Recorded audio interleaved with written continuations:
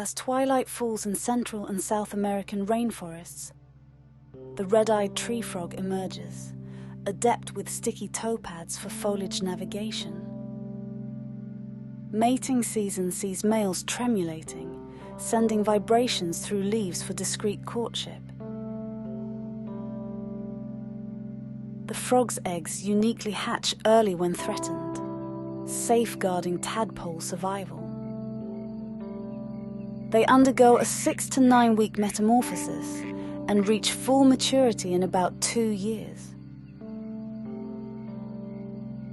To learn more about the red-eyed tree frog and other unique animals, visit the Earth's Living Odyssey channel and watch episode 6, The Tropical Rainforest Part 3.